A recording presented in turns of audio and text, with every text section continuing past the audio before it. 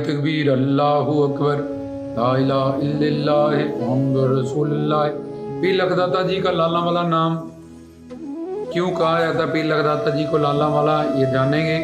तो जब पीर लखदाता जी प्रकट हुए, नूरादाई को बुलाया गया था और उसकी आंखों से अंधी थी और उनके प्रकट होते ही चमत्कार हुआ, उसकी आंखें ठीक होगी, रोशनी मिली। तो माता आयशा ने उनको कनक के दाने दिए और दाने घर लेके जब जा रही थी उसने कहा बदल लेती हूँ, मैं को तो पैसे चाहिए घर पे। तो जब वहाँ रखे गए दाने नीचे उतारे गया वो मटका गड़ा तो सारे खीरे मोती जवाहरात बन गए, लाल बन गए।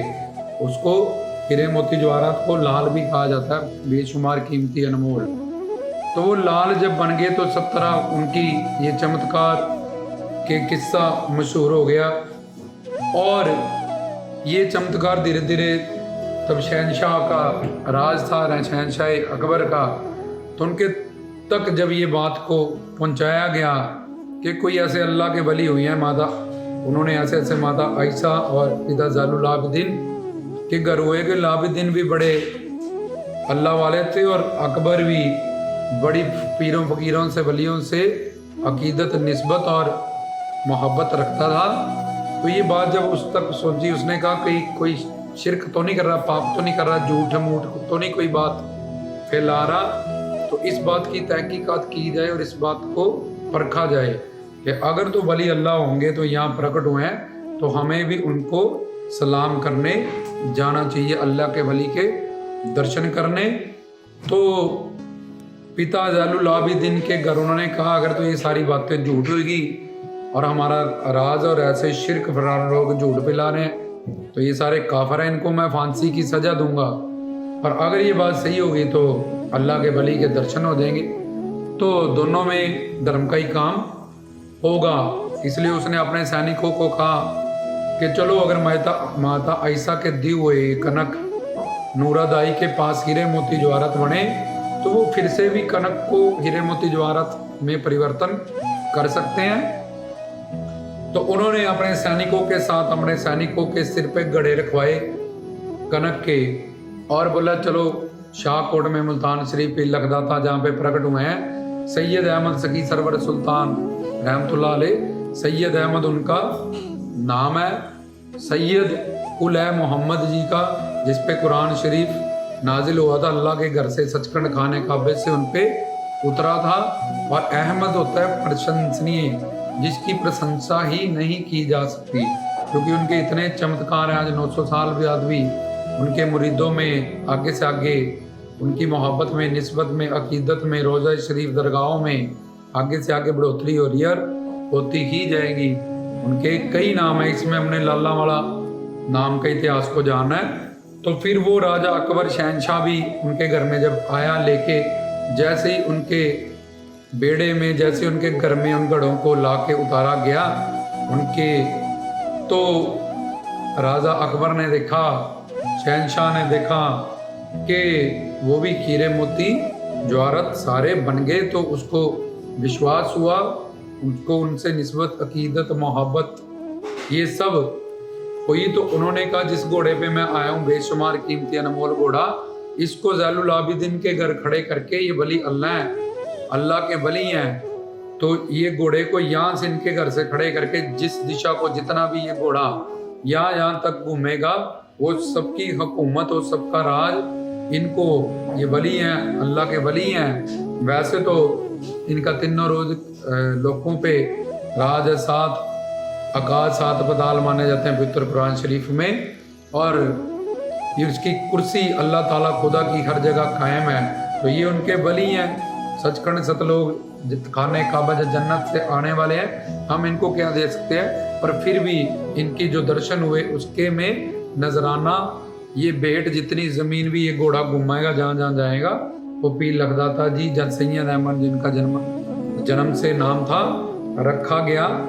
सैयद मतलब मोहम्मद के कुल से, जो मोहम्मद सल्लल्लाहु अलैहि वसल्लम जिन पे कुरान शरीफ नाजिल हुए, पैगम्बरों के घराने से आगे फिर हज़रत अली, हुसैन अली, फिर उस घराने से पीर लखदाता जी आए। हमने पीछे उपदेशों में उनके घराने के बारे में बताया।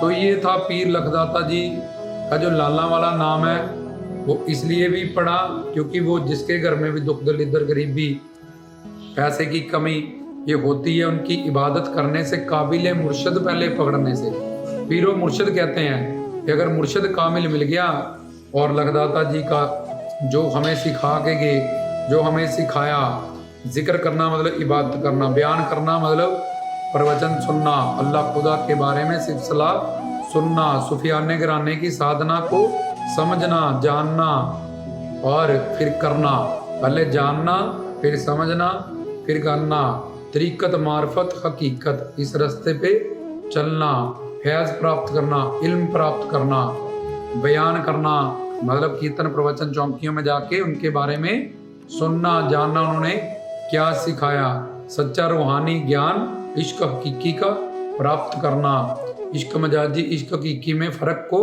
समझना। तो लाला वाला पीर उनका नाम और ये दोनों जो कृष्ण में चमत्कार दिखाए, इसके कारण भी बड़ा बचपन से ही प्रकट होते ही आते ही, और उन्होंने दानी जट्टी को लाल दिया, हजारों औरतें जिनको लाल दिया, उन्होंने कृपा की, संतान बख्शी, इस कारण भी उनको लाला वाला पीर कहा जाता है।